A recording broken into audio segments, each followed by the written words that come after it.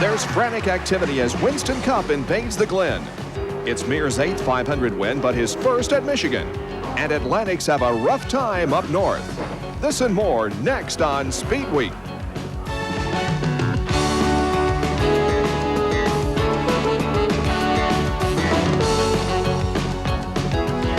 Speed Week is brought to you by Dodge. For performance, quality, safety, and value, welcome home, America. Hi, everyone. Welcome to Speed Week. I'm Bob Jenkins. The NASCAR Winston Cup Series is at Watkins Glen this weekend for its second and final road course event of the year and the first of 9 on consecutive weekends. In 5 previous appearances at the Glen, Dale Earnhardt, although he hasn't won a race, has the best overall finishing average and goes into this event with a 160-point lead over Ricky Rudd. But Benny Parsons, Dale sure hopes for a better showing this weekend than he had last weekend. That's right, Bob. Although the Winston Cup cars were idle this past weekend, Earnhardt was very busy. On Saturday afternoon, he started on the pole at Michigan International Speedway for the IROC race, but finished 9th. He then flew to Indianapolis Raceway Park to participate in the Busch Grand National Kroger 200, and also had tough luck there, retiring after this incident with Morgan Shepherd. The next day, he went to Topeka to run with ARCA on the road course, but didn't have a very good showing there either. After starting last, he had just moved up to second when his car went off course and was damaged too badly for him to continue. And Ken Schrader went on to win the road course race over ARCA regular Ben Hess. Schrader had a good day in Topeka, but not so good so far here at Watkins Glen. He has been off the course, along with Ricky Rudd. Well, Benny, it's not something I'm real proud to admit to, but yeah, it's kind of hard to deny it, I guess. Is getting accustomed to the radials on the road courses, is it going to be tough for the guys? Well, I definitely think it's getting used to. What we did, we came up here and tested the other week and worked on our car.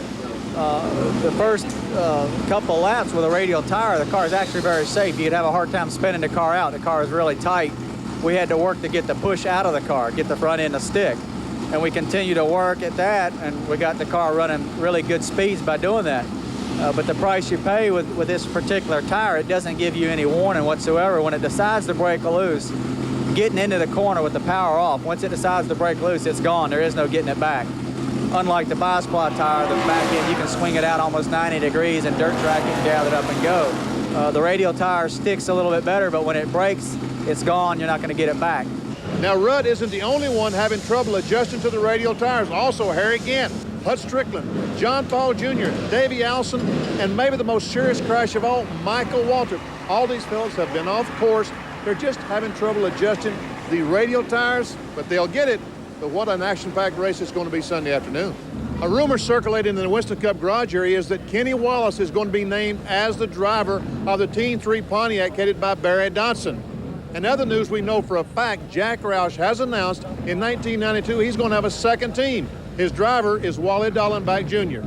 If I'm going to be in this business, this is where I want to be. I want to be surrounded by a lot of good people and the best racing I can do. And I think that NASCAR is the best racing. And I wanted to be in the most competitive series there is in the world, and I feel that's right here in NASCAR. And I can't tell you how proud I feel to be a part of Roush Racing and being involved with Ford Motor Company. They've really given me this break, and I hope I don't let them down.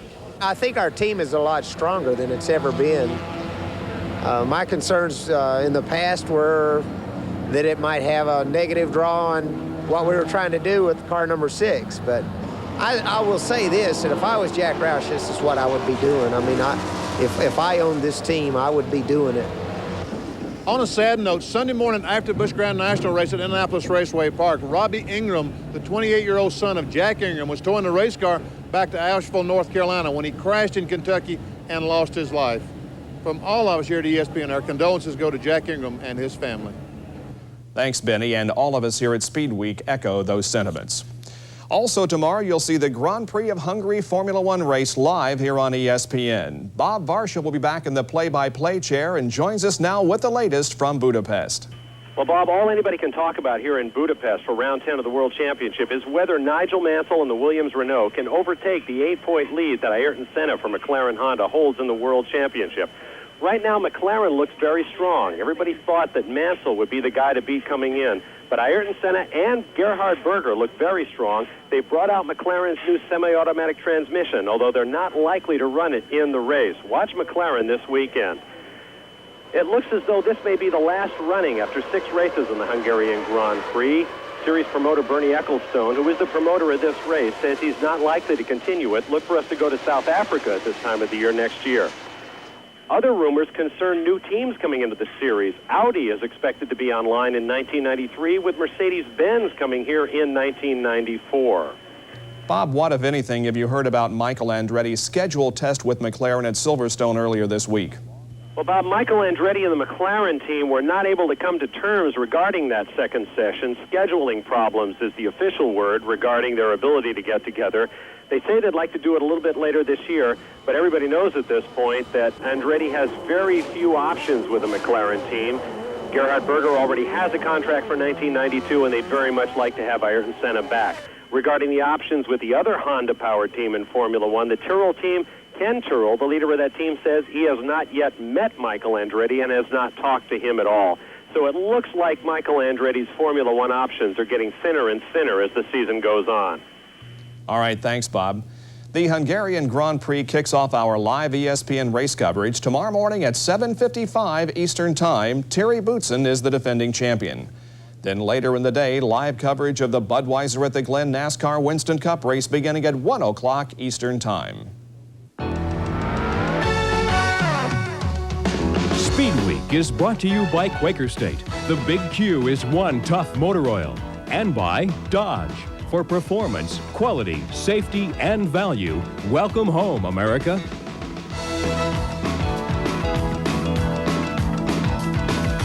Coming up, Elliott goes for an IndyCar ride at Michigan.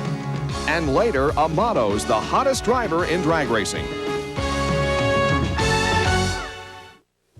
Although there was concern during the month of May that the Indy 500 would not have 33 starters, a full field did take the green flag for the 75th running of that race. Well, there were only 21 cars that started the Marlboro, Michigan 500 last Sunday, CART's crown jewel, the fewest ever in 500 history. But short field or not, the race turned out to be a very competitive one. Rick Mears led the 10.5 rows of 2 to the green. It was his first pole ever there. Teammate Emerson Fittipaldi took the early lead in what would be a day filled with attrition. Lap 3, while ABC's cameras were following Arie Luyendyk, Paul Tracy, the 8th-place starter in his first drive for Penske, lost control and hit the front stretch wall with the right side of his car. It continued to slide down the track and into the infield grass, while the rest of the field scattered to avoid the car and the pieces that continued to fly off the 90 Penske chassis. Once rescue workers arrived on the scene, their concern was possible foot and leg injuries that are common in this type of crash. Tracy indeed did sustain a broken left leg and was taken to Methodist Hospital in Indianapolis. Although no other cars were directly involved, several, including Hiro Matsushita and Scott Pruitt, had to pit to repair damage from the debris. Before the 25th lap arrived, Penske lost a second car when something broke in the front end of Fittipaldi's 91 chassis, sending it hard into the third turn wall. Emo had a badly bruised shoulder but was otherwise okay. There was some good racing at times, like here between Rick and Michael Andretti, who led the most laps, 82. Michael got the better of Rick in this particular case as Mears got high coming off turn 2. But Michael soon dropped out with a blown engine. He lost ground to points leader Bobby Rahal, despite the fact that Rahal also retired with engine failure. One of the best performances of the day came from Arie Luyendyk, who started next to last and finished second after racing several laps with Mario Andretti. A late stop-and-go penalty to Arie for passing John Andretti under yellow helped Mears cruise to his first 500-mile victory at Michigan International. He and Luyendyk were the only cars on the lead lap. Third place Al Unser Jr. was 4 laps down. Mario was not running at the finish, having lost an engine, and Tony Bettenhausen was 5th, 5 laps down. Only 7 cars, 1/3 of the field, were running at the finish, and the average speed was well under last year's record, due in part to 50 laps of yellow. The victory gave Mears his 8th 500-mile win. It ties him for second on the all-time list. A.J. Foyt leads with 9. By the way, Mears became the second driver in history to win the Indy 500 and the Michigan 500 in the same year. Gordon Johncock is the only other driver to do that in 1982. In other follow-up notes from Michigan, Paul Tracy was released from the hospital on Thursday morning wearing only a soft cast on his broken left leg and returned to his home near Toronto. He'll resume his testing program with Penske as soon as possible and may run Nazareth in October. Despite no help from sponsors, Ari Luyendyk and the Vince Granatelli racing team will be at the next race in Denver and will continue to compete as long as financially possible. One of the interesting things that happened off the track at Michigan was Chevrolet's announcement that Luyendyk, Scott Goodyear, and Hiro Matsushita would be added to the list of those who have use of the Indy V8 engine next year. The announcement has left one team, True Sports, very disappointed. Well, I think we've been working hard with Budweiser and other sponsors, Red Roof, Sprint and Conoco, on next year's program. We're all excited about next year. I think the car is great. We've done a lot of work on it. It's very competitive now. So we had all our ducks lined up for contracts for next year for a substantial increase in our funding, and obviously getting the engine was contingent on that. So I think what we've got to do now is sit down with these people again and start again, perhaps. Was the decision based on politics? Could the combination of a Chevy engine and the True Sports Made in America chassis been too competitive for the other Chevy teams? I think I'd like to think that. I think that'd be a great compliment to us as a team to think like that, but I think we've got to think logical and assume that's not part of it. But is there politics involved in this sport? I think just like any sport, there are a lot of politics involved.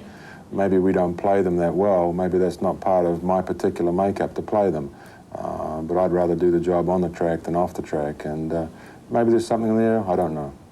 As we told you last week, Chevy left open the possibility that more teams may get use of their engine next year, but apparently True Sports isn't even on the waiting list. Well, years ago, you would often see IndyCar drivers compete in stock cars and stock car drivers compete in Indy cars. Well, that doesn't happen very much anymore, but when there is a crossover, it generates a lot of attention. Such was the case last weekend at Michigan when Winston Cup champion Bill Elliott at the track for the IROC race got a chance to take Eddie Cheever's backup car out for a spin. As the world's fastest stock car driver with a lap of 2:12 plus at Talladega, speed is nothing new to Bill. But would he be as brave in a car that doesn't have any fenders or a roof over it?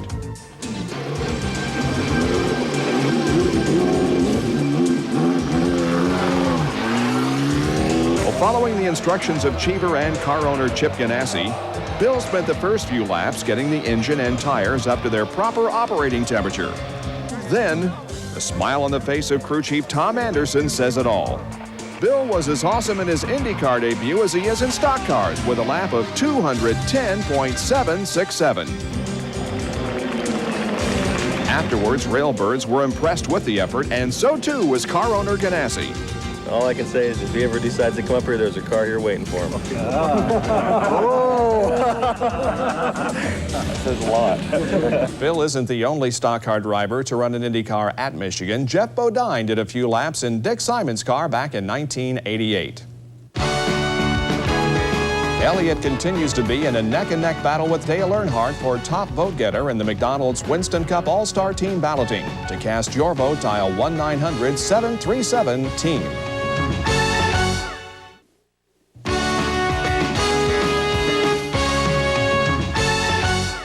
NHRA drag racers are taking a break following their West Coast swing, which consisted of 3 races on 3 consecutive weekends. The road trip has resulted in a new points leader in Top Fuel, Joe Amato, who's now the hottest driver in drag racing. The defending NHRA champion was 3rd in points going into the Western swing and now finds himself on top. His final round opponent at the Northwest Nationals near Seattle last weekend was Tom McEwen, who red-lighted away his chances of victory. For Amato, it was his 3rd straight win, a feat no one, even Joe himself, thought was possible. We got 3 in a row going at Brainerd. That'll be a lot more pressure. You know, once you win 3 like this, now they're going to say, can you win 4? And, you know, it's a lot of pressure, but it's a lot of fun to do this. Trust me, when you can go out here and run these 4s, there's nothing like it. Going back to the California Nationals, Amato has been under 5 seconds in 9 out of the last 10 passes, a feat unmatched in NHRA drag racing history. The only blemish on what could be a perfect 10 for 10 came in the 2nd round at Seattle, where he missed the mark by 75 hundredths of a second. In the funny car finals, Jim White in the Hawaiian Punch Dodge Daytona tried to psych out the defending division champion, John Force. It didn't work as Force was much quicker off the line, and despite having almost identical ETs, Force won his 4th of the year, increasing his points lead over Mike Dunn and White. For the 6th time in 12 events, Warren Johnson met Darrell Alderman in the Pro Stock Finals. And Johnson evened the score with Darrell as he won his 4th of the year and closed within 1,900 points of Alderman. I've always said this race isn't over. Everybody's, handed the championship to the Dodge, but no way yet. Gordy Bonin, who was substituting for the cancer-stricken Gary Ormsby in the Castrol GTX Top Fueler, turned in a .499 on his first full pass and went all the way to the semis before being beaten by Amato. Well, it was once theorized that racetracks were built in rural areas to entertain farmers. So with the crop still in the field, what a better time to stage a series of auto races in a town of 2,800 located hours away from any major city. Such is the case every year as the town of Belleville, Kansas welcomes the best midget drivers in the country. Here's a story of the Belleville Nationals and other races from last weekend as SpeedWeek heads to the short tracks. It's more than just a series of midget races. It's a place where the whole family can come for entertainment. A huge crowd turned out for the 3-day affair, so many that they had to be turned away. The high-banked half-mile saw lots of flips and crashes last year, but this year not one of the 60 entries got upside down.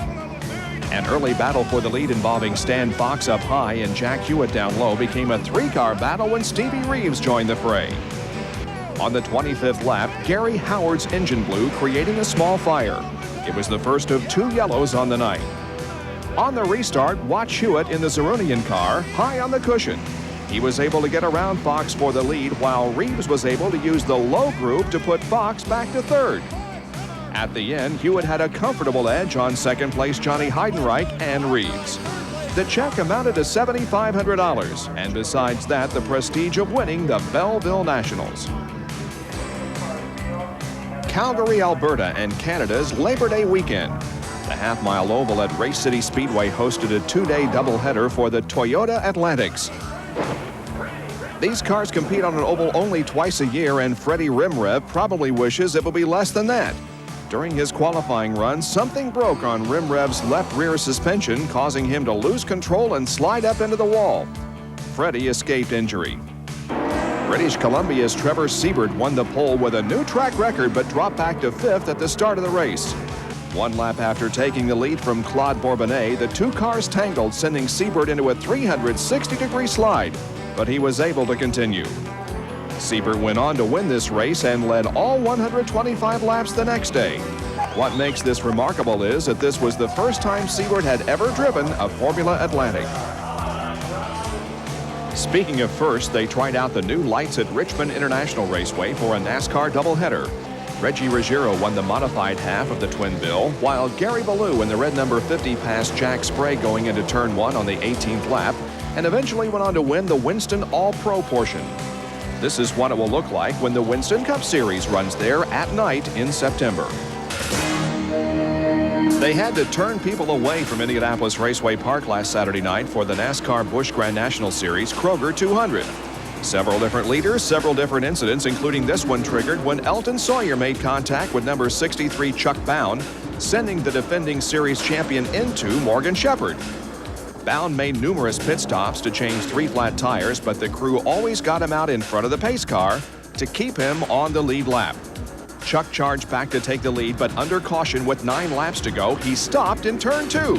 What happened and who won? Well, you can find out tonight on our final edition of Saturday Night Thunder, beginning at 9 o'clock Eastern, right here on ESPN.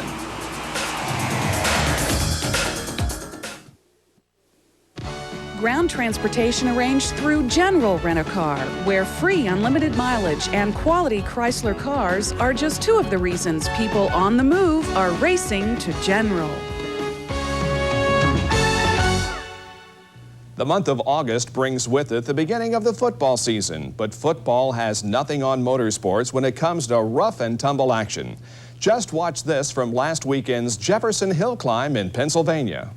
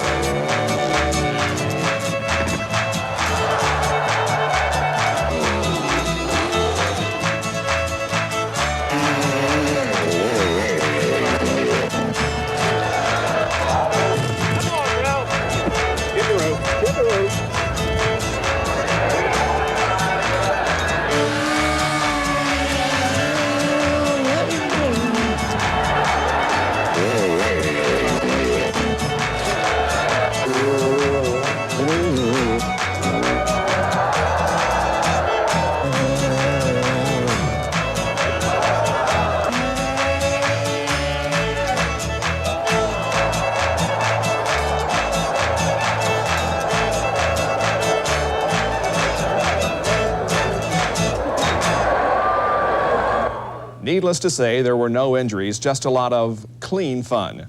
The winners were Wade Williams in the 800cc class and Tim Frazier in the 540cc division.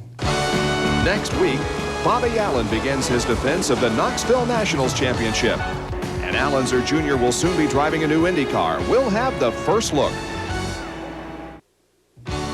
Here's the way they'll start for tomorrow's Grand Prix of Hungary. McLaren is back at the front of the Formula One field this weekend, competing in the memory of the founder of Honda, who died this week at age 84.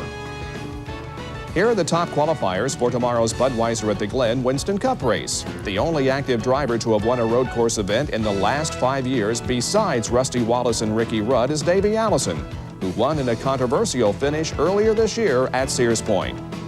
Here are the results from today's final round of the 1991 IROC Series held at Watkins Glen. The overall series title went to Rusty Wallace. It was his first IROC championship ever, worth $175,000. The Michigan International Speedway has hosted numerous oval and road course events since it was built in 1968 and soon may be the site of a drag race. Speedway personnel confirm they're thinking about building a drag strip in the infield of the 2-mile facility and hope to have it ready for an NHRA meet by next May. Of course, Roger Penske owns the MIS track, which he saved from bankruptcy in the mid-70s. Donald Davidson has the story of the first mark Penske made at Michigan. Mark Donohue and his Roger Penske team are preparing for the 200-miler at Michigan International. And for the first time here, the cars are allowed to use rear wings, which provide considerably more downforce than before. Dan Gurney, recently retired as a driver to field cars for Bobby Unser, is curious as to what he might learn by looking over the Donohue-Penske setup. Evidently, he learned something. Bobby wins the pole at 193.44 miles per hour, breaking Mario Andretti's one-lap record by 10 miles an hour. Bobby leads at the start, but it isn't long before Donohue's in front. A.J. Foyt leads 8 laps, but then promptly blows a turbocharger. No, number 21 isn't owned by the Wood brothers, but that is Cale Yarborough driving. The second half is all Donohue as he wins with comfort. Oh, and get used to seeing Roger Penske in Victory Lane here. He'll be a frequent visitor after buying this track in less than 2 years' time. For SpeedWeek, this is Donald Davidson.